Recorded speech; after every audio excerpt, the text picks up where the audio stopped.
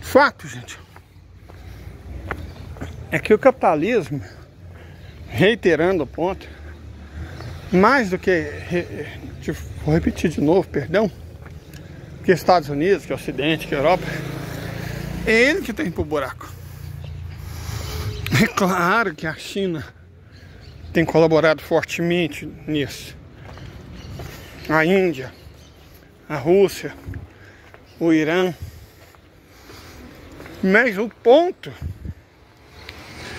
é aquele que Marx disse: tudo traz em si o germe da própria destruição.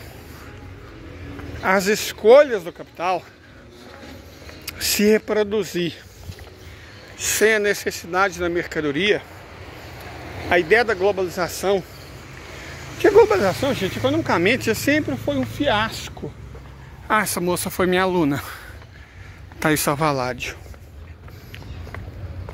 A globalização sempre foi um fiasco. Era uma ideia nitidamente de jirico. Ah, você aproveita as vantagens comparativas. Como assim vantagem comparativa? Ah, o couro na Argentina é mais barato. Então faça lá os bancos. Faça o volante não sei aonde, o motor não sei aonde, né? E peças do mundo inteiro. Gente, isso é a ideia nitidamente horrível. Claramente muito ruim. Porque os caras que conceberam essa ideia de jirico é aquilo que o Nassif chama muito apropriadamente de cabeça de planilha. Os animais só olharam o número. Como assim? Vamos supor que do ponto de vista do número, do custo de produção, de fato, você mundializar a produção torna a produção mais barata. Você ainda desestabiliza a classe trabalhadora. E foi uma iniciativa do capital. Acho que desde o início, como não podia vencer a classe trabalhadora na luta de classe, a ideia deles foi basicamente destruí-la. Igual os Estados Unidos e a Europa fizeram, transferindo as indústrias, as unidades de produção de mercadoria para países asiáticos e norte do México. Mas aí, gente, deixa eu explicar para vocês uma coisa. Esses cabeças de planilha não levaram em consideração que se você mundializa a produção, qualquer etapa do processo que for paralisada, vai paralisar toda a cadeia global de produção. E se, ainda mais grave, na hipótese de um fenômeno global acontecer, o sistema todo entra em colapso. E foi exatamente o que aconteceu com a pandemia. As cadeias de produção, cara, eu ainda fiz vídeo. Eu ainda estava morando na Serra da Mantiqueira quando eu fiz vídeo sobre isso. Eu ainda estava morando na Serra da Mantiqueira, no meu sítiozinho, produzindo feijão. Esse vídeo está aí no canal lá atrás. E eu falava, cara, as cadeias de produção colapsaram. Eu produzia feijão. Como é que eu notei isso? A dificuldade de encontrar fertilizante. E eu sempre comprei micronutriente. Os produtores da minha região, acho que do modo geral, o brasileiro faz sempre isso, ainda mais o pequeno. Eles resolviam a vida deles aplicando NPK. E eu falei, cara, não. Você olha as plantas indicadoras. Nossa senhora, que barulheira. Usando plantas indicadoras ou indicações que a própria planta dá, eu era pobre, né? Plantava feijão, mas já evitava ter que gastar muito dinheiro com análise de terra, só observando as plantas. E eu mandava acrescentar ferro em alguns terrenos, mas na maior parte das vezes, que quase sempre eu tinha que acrescentar extra, era boro. Eu comprava bórax, sulfato de cobre, e eu usava o calcário calcítico ao invés do dolomítico. Sabe, eu aplicava enxofre nas plantas para elas resistir melhor à seca. Então, eu sempre tomei uma série de medidas para maximizar minha pequena produção de feijão. Eu plantava pouca coisa, mas era dias que eu vivia. E eu notei, foi pouco antes de os processos movidos contra mim por um filho de chocadeira inviabilizaram a minha vida e eu perdi tudo. Mas eu sempre procurei maximizar ao máximo o que eu podia plantar, certo? O que eu podia plantar e o que eu conseguiria colher.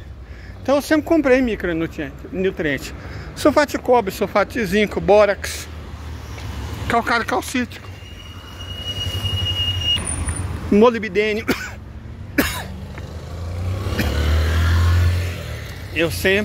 Os solos brasileiros de modo geral são muito pobres em cobre. Vocês não têm a noção. E isso faz mal para quem come verdura, para quem come fruta, para quem come legume. A falta de cobre é um problema enorme, não só para o produtor, como para o consumidor. Eu sempre acrescentei. E na minha última safra plantada, eu simplesmente não estava achando micronutrientes. Sabe, na minha cidadezinha, que chamava Alto Rio Doce, originalmente tinha, mas deixou de ter. E aí eu tinha que ir em Barbacena conseguir. E teve uma vez, especificamente o bórax, que nem em Barbacena eu achava. E aí eu tinha que ir em Juiz de Fora ou pedir pela internet. Eu pedi pela internet bórax, que não tinha. Então é isso que eu estava falando. As cadeias de produção globais entraram em colapso com a pandemia. E aí todo mundo centrado na globalização colapsou junto. E olha que fenômeno interessante, gente. Esse colapso foi da cadeia produtiva. Os especuladores, os financistas, ganharam dinheiro como nunca. Então veja, a cadeia produtiva entrou em colapso, mas a cadeia de extração do capital, especulação imobiliária, finanças, banqueiros, esses caras ganham dinheiro como nunca. Então você vê aí uma contradição imanente. Quer dizer, o sistema produtivo entrou em colapso e entrou. Enquanto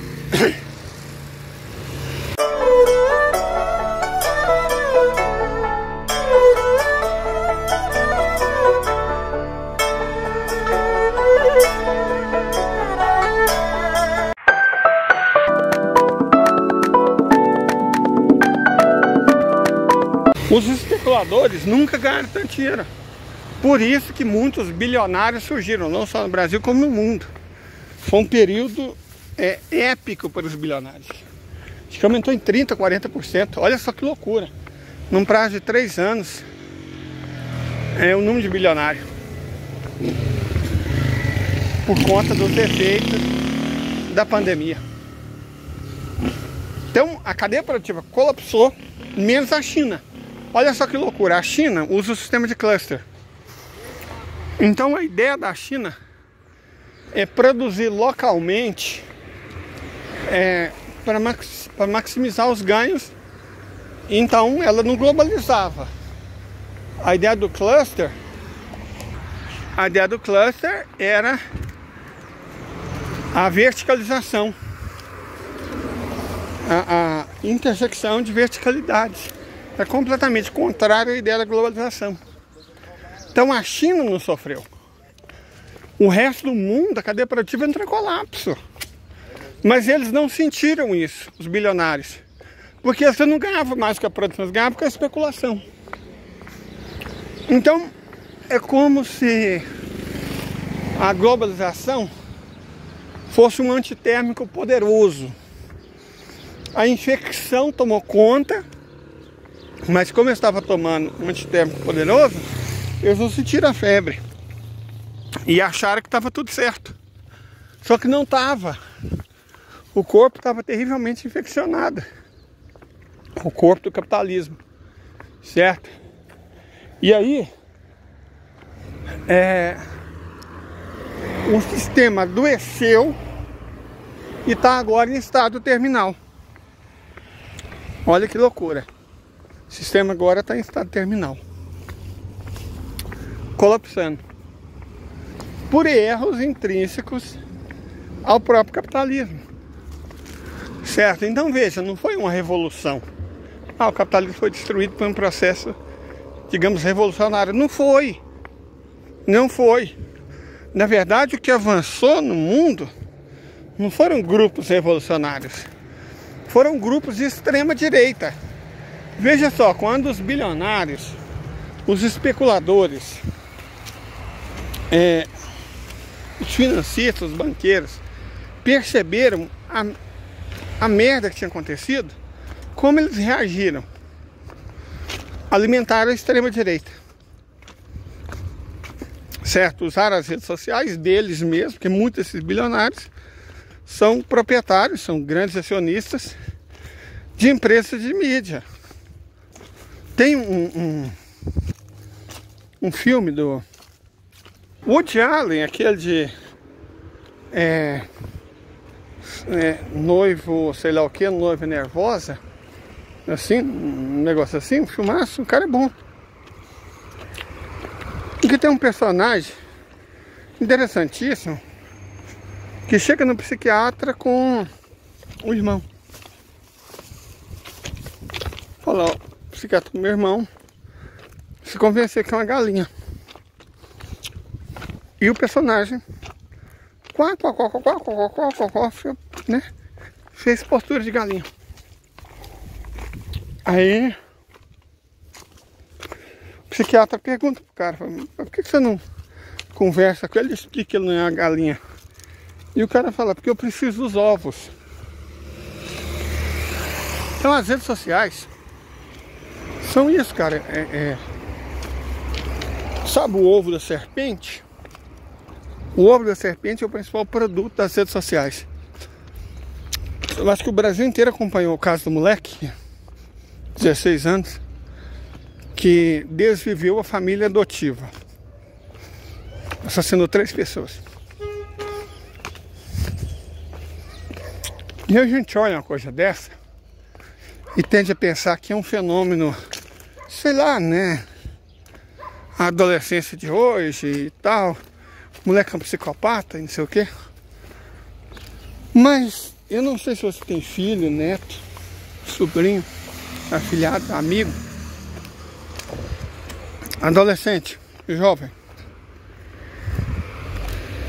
Entra com ele 5 minutos no TikTok. Você vai ver um poço de misoginia. Um poço de misoginia. Sabe aqueles babaca do estilo do Calvo?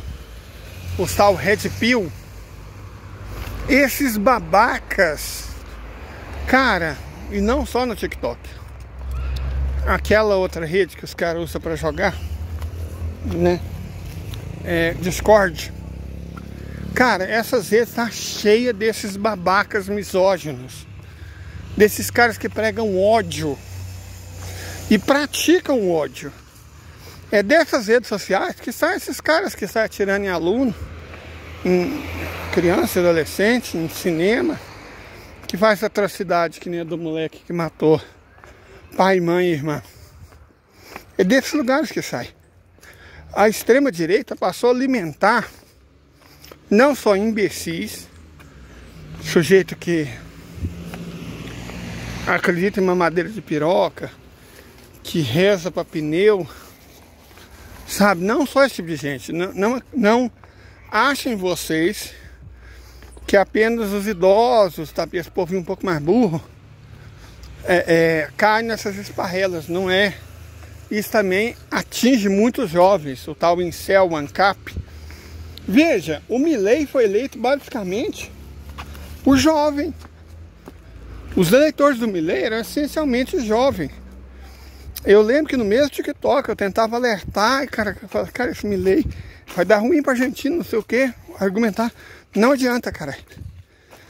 Até hoje, sabe, 55% dos argentinos tá abaixo da linha da pobreza. 23% tá abaixo da linha da miséria, tá indigente. Quer dizer, muito mais que a metade da população argentina, que implica dizer muito mais gente. Muitas dessas pessoas votaram nele. E mesmo assim os caras estão defendendo o Milei. Você fala, como é que pode tanta insanidade? São essas redes sociais, são essas plataformas. E essas são empresas de mídia comandadas por bilionários. Certo? Então você tem todo um sistema ideológico por trás dessas mudanças para pior no mundo. Qual que é o objetivo? Por que você ganha semeando ódio? Você impede que a esquerda avance e você cria inimigos imaginários. O inimigo não é o grande capital, não são os bilionários. Pelo contrário, os bilionários são endeusados.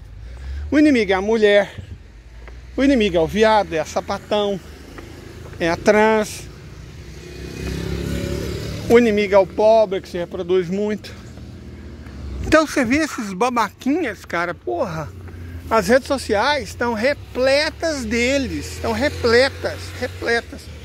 Tem umas moças, mas essencialmente é machinho.